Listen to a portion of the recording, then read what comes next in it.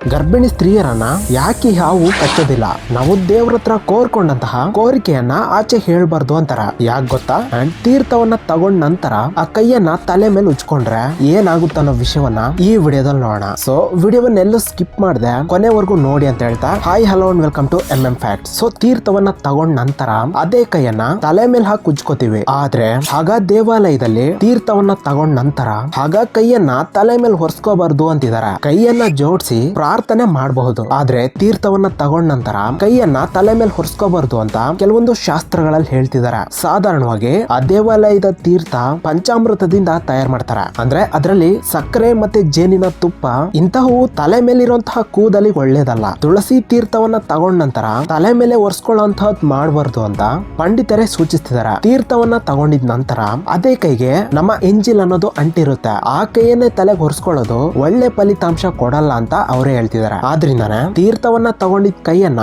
ನೀರಿಂದ ತೊಳ್ಕೊಳ್ಬೇಕು. ಅದ್ ಬಿಟ್ಟು ಆ ಕೈಯನ್ನ ತಲೆ ಮೇಲೆ ಹೊರ್ಸ್ಕೋಬಾರ್ದು. ಇಲ್ವಾ ಆ ಕೈಯನ್ನ ಕರ್ಚಿಫ್ ನಿಂದ ಒರೆಸ್ಕೊಳ್ಳೋಂತಹದ್ದಾದ್ರೂ ಮಾಡ್ಬೇಕು. ಹಾಗೆ ಗಂಗಾ ಜಲದಿಂದ ಅಭಿಷೇಕ ಮಾಡಿರೋಂತ ತೀರ್ಥವನ್ನ ಮಾತ್ರನೇ ತಲೆ ಮೇಲೆ ಹೊರ್ಸ್ಕೊಳ್ಬಹುದು ಅಂತ ಹೇಳ್ತಿದಾರೆ. ಸೊ ದೇವಸ್ಥಾನಕ್ಕೆ ಹೋದಾಗ ತೀರ್ಥವನ್ನ ನಿಂತ್ಕೊಂಡೇ ತಗೋಬೇಕು, ಇಲ್ವಾ ಮನೆಯಲ್ಲಾದ್ರೆ ಕೂತ್ಕೊಂಡೇ ತಗೊಳ್ಬಹುದು. ಹಾಗೆ ತುಂಬಾ ಜನ ದೇವಸ್ಥಾನಕ್ಕೆ ಹೋದಾಗ ಕಣ್ಣನ್ನ ಮುಚ್ಕೊಂಡು ದೇವರಿಗೆ ನಮಸ್ಕಾರ ಮಾಡ್ತಿರ್ತಾರೆ. ಸೊ ಹೀಗ್ ಮಾಡೋದು ತುಂಬಾ ತಪ್ಪು. ದೇವಸ್ಥಾನಕ್ಕೆ ಹೋಗಿದ್ ಕೂಡಲೇ ಮೊದಲು ದೇವರನ್ನ ನೋಡಿದ ನಂತರವೇ ಕಣ್ಣನ್ನ ಮುಚ್ಚಿ ನಮ್ಮ ಮನಸ್ಸಿನ ಒಂದು ಕೋರಿಕೆಯನ್ನ ಆ ದೇವರಲ್ಲಿ ಕೇಳ್ಕೋಬೇಕು.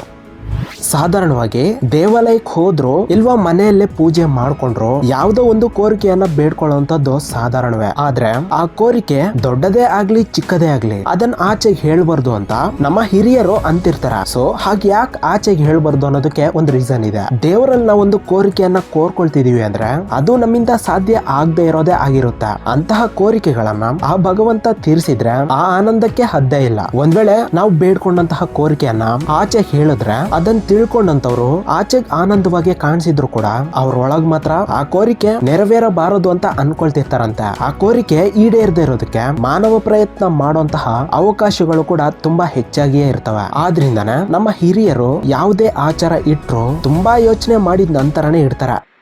ಸೊ ಬ್ರಹ್ಮ ವೈವರ್ತ ಪುರಾಣದ ಪ್ರಕಾರ ಗರ್ಭಿಣಿಯರನ್ನ ಹಾವು ಕಚ್ಚೋದಿಲ್ಲ ಅಂತ ನಂಬ್ತಿದಾರೆ. ಈ ಬ್ರಹ್ಮ ವೈವರ್ತ ಪುರಾಣದ ಪ್ರಕಾರ ಗರ್ಭಿಣಿಯರ ಹತ್ರಕ್ಕೆ ಹಾವು ಹೋಗೋದಿಲ್ಲ.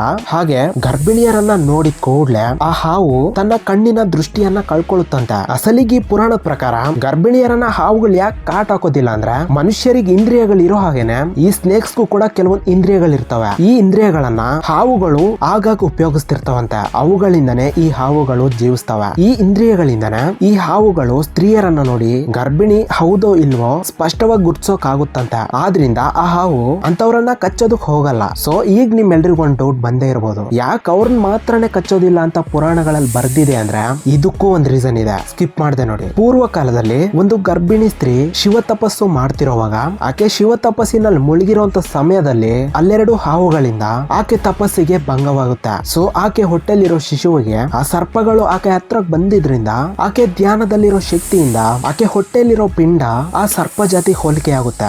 ಆಕೆಯ ತಪಸ್ಸಿಗೆ ಭಂಗ ಮಾಡಿದಂತಹ ಆ ಹಾವುಗಳನ್ನ ಆ ಗರ್ಭಿಣಿ ಶಪಿಸ್ತಾರ. ಗರ್ಭಿಣಿ ಸ್ತ್ರೀಯರನ್ನ ನೋಡಿದ ಕೂಡ್ಲೆ ಆ ಹಾವುಗಳಿಗೆ ತನ್ನ ದೃಷ್ಟಿ ಹೋಗುತ್ತೆ ಅನ್ನೋ ಶಾಪ ಇಡ್ತಾರ. ಸೊ ಆಗ್ಲಿಂದ ಗರ್ಭಿಣಿಯರನ್ನ ನೋಡಿದ ಕೂಡ್ಲೆ ಆ ಹಾವುಗಳು ದೃಷ್ಟಿ ಕಳ್ಕೊಂಡು ಹೋಗ್ತಿರೋದ್ರಿಂದ ಇನ್ನ ಗರ್ಭಿಣಿಯರನ್ನ ಕಚ್ಚೋ ಸಾಹಸ ಅಂತೂ ಮಾಡೋದೇ ಇಲ್ಲ ಅಂತ ಬ್ರಹ್ಮ ವೈವರ್ತ ಪುರಾಣ ಹೇಳ್ತಿದೆ. ಹಾಗೆ ಗರ್ಭಿಣಿಯರಿಗೆ ಕನಸಲ್ಲೂ ಕೂಡ ಹಾವುಗಳನ್ನು ಕಾಣಿಸೋದಿಲ್ವಂತ. ಸೊ ಇದು ಇವತ್ತಿನ ವಿಡಿಯೋ ಅಷ್ಟೇ ಆದ್ರೆ ತಪ್ಪದೆ ಒಂದು ಲೈಕ್ ಮಾಡಿ. ಈ ವಿಡಿಯೋದಲ್ಲಿ ನೋಡಿದ ವಿಷಯಗಳು ನಿಮಗ್ ಮುಂಚೆನೆ ಗೊತ್ತಿತ್ತಾ ಇಲ್ವೋ ಅನ್ನೋದನ್ನ ಕಮೆಂಟ್ ಮಾಡಿ ಹೇಳಿ. ಸೊ ಮತ್ತೆ ಸಿಗೋಣ ಒಂದು ಇಂಟ್ರೆಸ್ಟಿಂಗ್ ವಿಡಿಯೋದಲ್ಲಿ. Thank you so much for watching.